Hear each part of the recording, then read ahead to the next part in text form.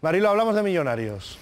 Bueno, tenemos que saber primero qué es un millonario. De momento, el estudio de Elite, que es quienes han publicado esos datos, dicen que España es el 9º país con más número de millonarios. Estaríamos hablando de un 5,9% de las familias españolas. Hay 1 millón de personas que tienen 1 millón de patrimonio, que no es lo mismo que tener dinero en metálico, que eso también hay que evaluarlo. Cuando buscas la acepción en el diccionario sobre qué es un millonario, te viene a decir algo así como que aquella persona que tiene 1 millón de la misma moneda. Claro, en el momento en el que pasó de la peseta al euro, el millonario de la peseta dejó de serlo y estamos pensando en la época del euro que un millonario todavía es en pesetas. ¡Qué lío! En fin, nos vamos a apañar con nuestros invitados y nuestros contertulios. Hoy tenemos con nosotros a Jesús Salgado. Muy buenos días. Hola, buenos días. Bueno, Jesús es autor de Riquísimos, que son los secretos de cómo se han forjado las grandes fortunas de España. Emilio Botín, por ejemplo, Todo por la banca, y Amancio Ortega, De cero a Zara. Esos son... ¿No tenía usted el libro? ¿Ya se lo ha fincado? No, lo tengo aquí. Sí se hace uno millonario. Este es así, a base de papel. Don Fernando. Este es el libro de Ha llegado de a su Jesús momento Salgado. Cumbre de su carrera. Se ha quedado para mostrar libros. Efectivamente, pues no me importaría nada este papel. Está bien, muchas gracias, Fernando. Consuelo Calle, que es directora de la revista Capital, una de las revistas económicas con más prestigio en España. Además tiene una redacción maravillosa para aquellas personas que no tienen economía y que se pierden en ella, y entonces hacen la verdad que una redacción muy didáctica y que se agradece mucho. Pepa Gea, muy buenos días. Buenos días. Futura millonaria. Sí, ¿no? estoy en ello, pero me Vea. está costando, ¿eh? Sí. Sí, yo creo que a lo mejor cuando muera, mis herederas a lo mejor consiguen algo. Sí. Pero es difícil, estoy haciendo esfuerzos. Bueno, y don Fernando Onega, ¿usted es millonario? A mí me gustaría ser de los millonarios que cuenta Jesús Salgado en su libro Riquísimos, porque ahí me parece que la base de partida está en la gente que tiene más de 600 millones de euros. En esas cantidades ya nos podemos entender. De todas formas, en la lista que estamos dando del millón de millonarios que tenemos en España, son millonarios en dólares, es decir, que ni siquiera llegan a millonarios en euros. Un millonario de dólares estaría en los 700.000 euros aproximadamente. Y a mí lo que me preocupa no es la cantidad de millonarios que tenemos en relación con otros países, sino la cantidad de millonarios que tenemos en relación con los pobres que hay en España. No sé si me explico.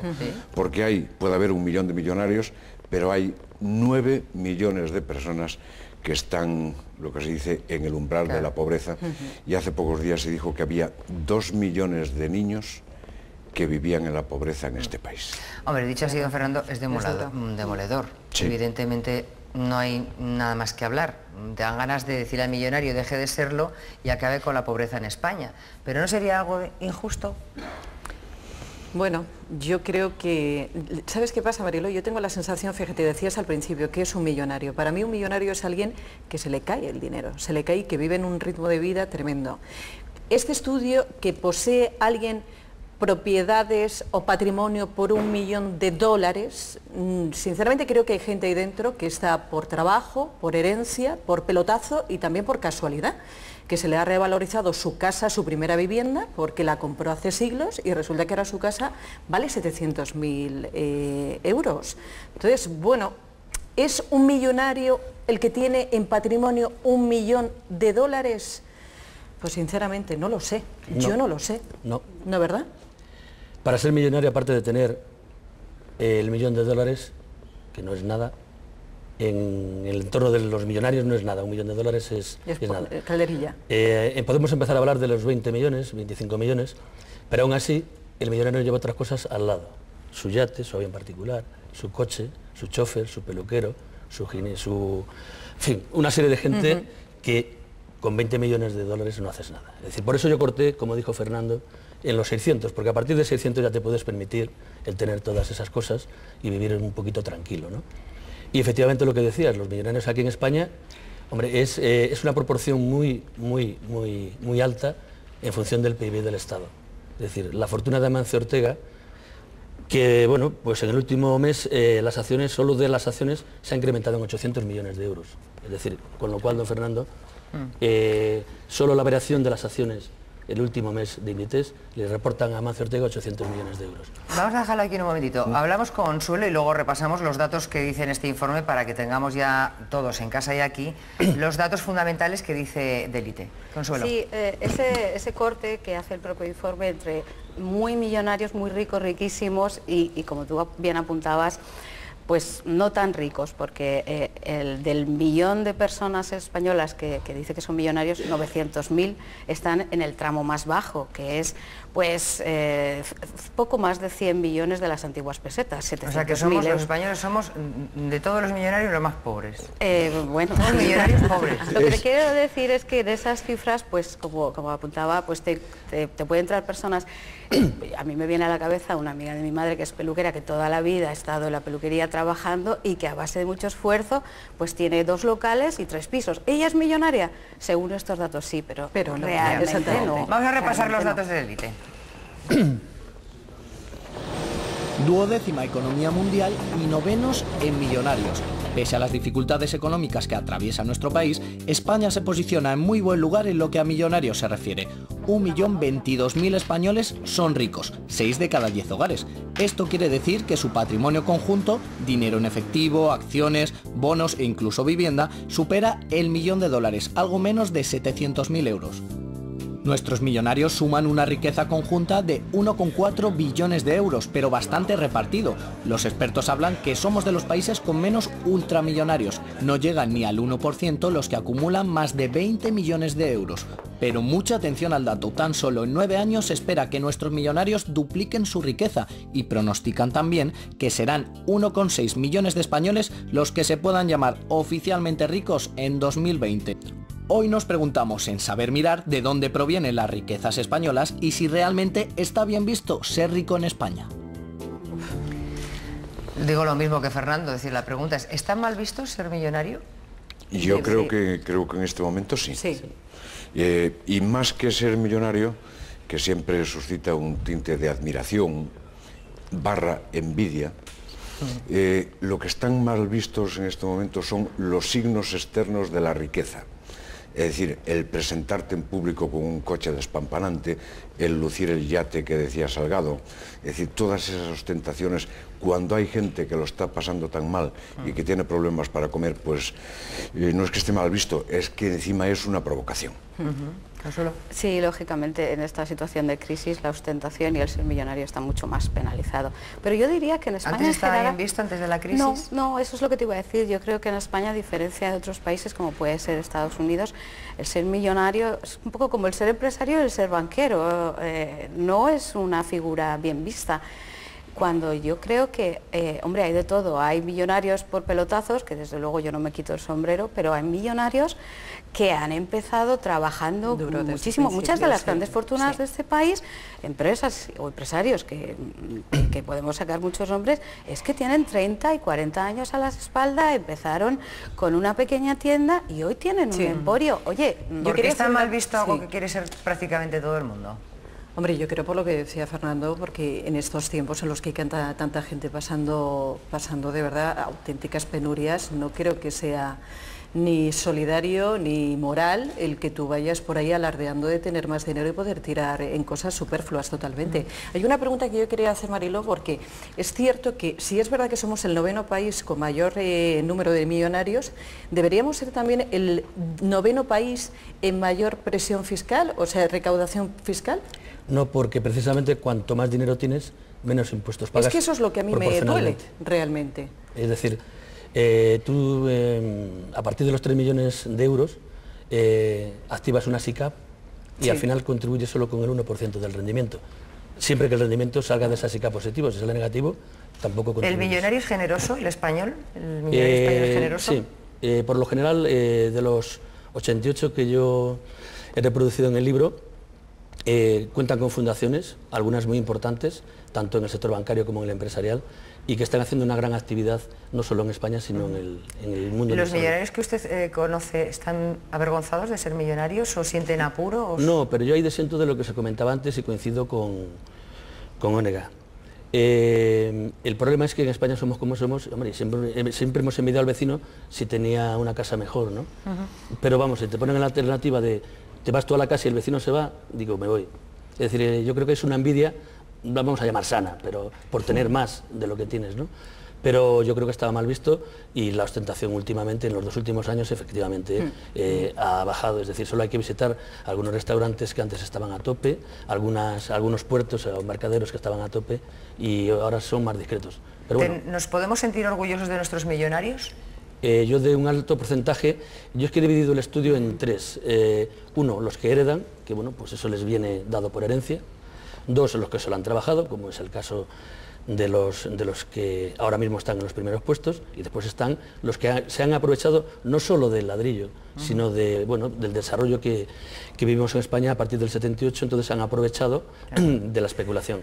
Bueno, vamos a hablar evidentemente también incluso de las diferencias que hay entre los millonarios españoles y los extranjeros, porque también las hay, ¿no? Vamos a escuchar el informativo el 24 horas, a ver qué nos cuenta la actualidad y luego seguimos hablando de los millonarios que hay en España, de la situación que hay económica precisamente para ellos en nuestro país y la diferencia con otros y si somos nosotros más discretos. 24 horas y saber mirar. 12:18, solo vemos luego con Almudena del Pozo y Carmen Izaguirre. Estábamos hablando de los millonarios que hay en España, pero también se nos ocurría hacer una comparación sobre el perfil de cómo son los millonarios en España, la mayoría, esto no puede ser absoluto, o cómo son los millonarios en extranjeros. Y lo estaba comentando con Consuelo Calle, que quizás nos ayude más a poder conocer cuáles son esos dos perfiles, si nos diferencia muchas cosas o no. Sí, se nos diferencia, yo creo, en el área en el que surgen esos empresarios y también algo de lo que hablábamos antes, en la ostentación, el ser más cautos en España a la hora de reconocerlo, intentar pasar más desapercibidos, sobre todo en estos momentos de crisis, pero también, como digo, en áreas en las que surgen, no están surgiendo muchísimos grandes y enormes millonarios en países como China, como India, Rusia, ligados pues al área del petróleo, de las materias primas, en China un poco de todo. Y se está conformando una clase empresarial que va un poco cómo está girando el mundo, ¿no? Europa, Occidente, decae, surgen los países emergentes y ahí están los grandes millonarios del futuro, los que van a resurgir. ¿Y cómo es el perfil de un millonario, por ejemplo? Póngame usted misma un ejemplo. ¿Quiere coger un millonario americano? Un millonario sin dar nombres, porque sí, no hace falta decir Donald Trump, por ejemplo, para que nos hagamos una idea. Pues están mucho más ligados al mundo de la tecnología, de Internet. No, personalmente. Personalmente, sí, como... tienes millonarios clásicos que tienen pues sus 50, 60 años y tienes millonarios muy jóvenes de 40, 35 con empresas que están ahí, que las usamos todos los días, que si Google, ¿son más ostentosos ellos que los españoles? Sí, sin duda. ¿Por qué? Pues porque la sociedad americana es como más más consciente, no sé si más de cosas. Sí, no se mira con ese recelo, ¿no? De hecho, pues por ejemplo, el grado de personas que emprenden un negocio en Estados Unidos comparado con España, tú comentabas antes, ¿en España quieren ser todos empresarios? Hombre, no, quieren ser todos funcionarios. Claro. Pero allí en ese país, sí, pero eso no puede eso ser. sobre todo, pero millonarios. Funcionarios con una primitiva. Esa es la mejor, la que antes está. Hay una cosa que es verdad, antes decía Consuelo que hay aquí mucha gente que ha sido millonario porque hay poquito a poquito y tal, y es gente que a lo mejor no tiene una gran formación. Y eso hay que tenerlo muy en cuenta porque define muy bien a muchos de nuestros millonarios, que no es que sean de la hermandad del puño cerrado, pero están ahí rozando. ¿Uno es millonario porque sabe ahorrar? Fundamentalmente. Yo no conozco a ningún millonario que no lo haya pasado no solo con el puño cerrado, sino rebañando el plato. La situación que estábamos comentando antes con don Fernando, diferencia entre millonario y rico y la situación del rico actualmente en España ahora frente a la crisis. La situación del rico lo van sorteando bastante bien, porque ya decían los abuelos, hay que tener unos ahorrillos, ellos tienen unos ahorrazos, y entonces, bueno, pues se capea mejor la crisis. No obstante, la pasan canutas también, ¿eh? Ya. Es decir, ¿Lo comparte eso usted, don Fernando?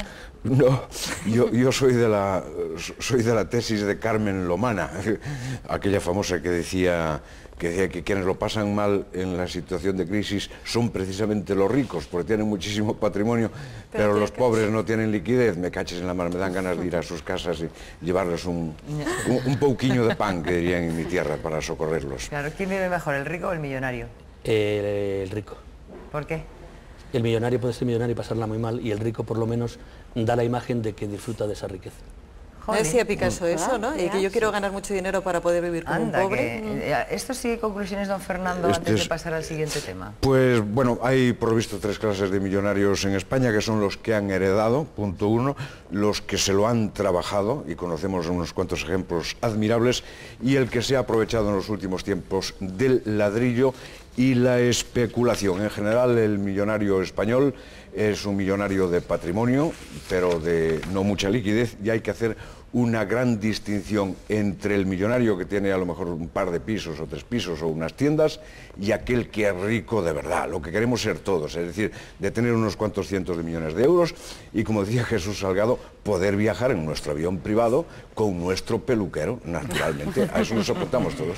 A eso aspiramos. Bueno, pues es un tema que hemos disfrutado analizando, pero evidentemente el que vamos a abordar a continuación es una tragedia que hasta te paraliza los pensamientos e incluso las opiniones.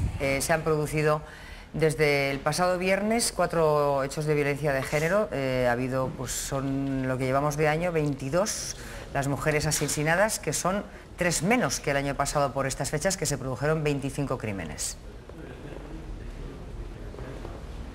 Vivienda de Vallecas. En el salón encontraban a la mujer ya muerta, degollada. La policía encuentra también allí en el mismo lugar a un hombre de 39 años que también presenta una herida muy grande, penetrante, en el cuello. Era su marido, que era trasladado al hospital en estado muy grave. En Almería, otra mujer perdía la vida ayer por la mañana en plena calle. Al parecer, su presunto agresor, su expareja, la estaba esperando. Los gritos de la víctima alertaron a los vecinos. Yo bajé corriendo, zapato en la mano, y estaba el hombre y al apuñalado se fue y corrimos. Nosotros lo cogemos al parque, hasta cuando viene la policía.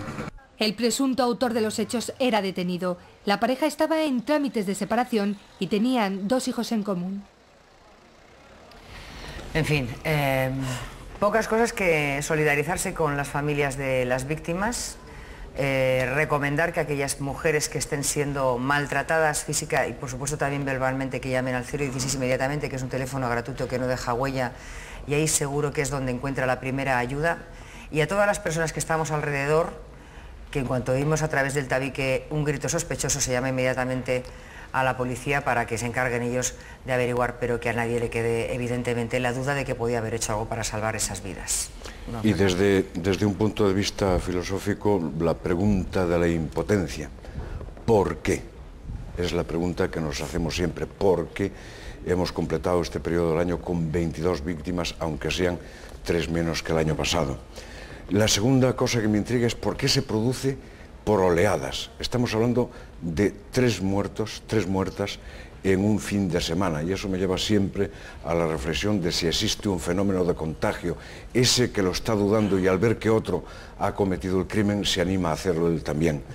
Y por último, los que se matan después de haber cometido el crimen, los que se suicidan. Oiga, ¿por qué no lo hacéis antes? Claro. Nada más. Sin duda. Yo, en esos casos que decía Fernando, yo también, ¿por qué no lo hacen antes? ¿Por qué no se suicidan antes? Pero yo creo que aquí tenemos que tomar otro tipo de soluciones, y yo creo que va a empezar esto a mejorar cuando el que tenga que huir, el que se tenga que esconder y el que tenga que cambiar de vida sea el maltratador y no la maltratada. Jesús. Sí, bueno, aquí hay un factor que hay que tener en cuenta también, por qué muchos de estos asesinatos se producen ya superados los 60 años. En muchos casos, sí, el marido o la mujer ya ha pasado los 60 años, cuando se supone que es una situación que, bueno, no es una situación de estrés económico, familiar, ni nada, porque supone que la vida a esa edad ya está resuelta, y yo lo veo difícil solucionar el problema mientras no vayamos evolucionando las generaciones, porque todavía queda lo que Fernando recordará de que la maté porque era mía, ¿no? Y eso sí, todavía hay que sacarlo de la conciencia. Parece que va en el ADN, eso sí, también. Sí, Consuelo. La verdad es que soy un poco con lo que dices, la edad, y te pones también en la mitad de mentalidad de esa persona.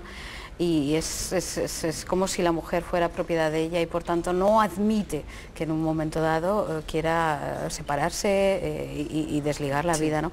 Entonces ahí lo que pasa es que es un proceso a muy largo plazo, de esa educación, concienciación. Las generaciones jóvenes ya se ve que tienen otra mentalidad, ¿no? Pero hasta que no vaya todavía pasando... queda. Don Fernando, concluyendo. La conclusión única, lo estamos sufriendo muy duramente, nos están amargando la vida, pero yo creo, recogiendo el sentir de esta mesa, que con tiempo esta batalla se va a ganar. Así sea. Amén, que se decía, ¿no? Muchísimas gracias a todos. 12:17, 11:17.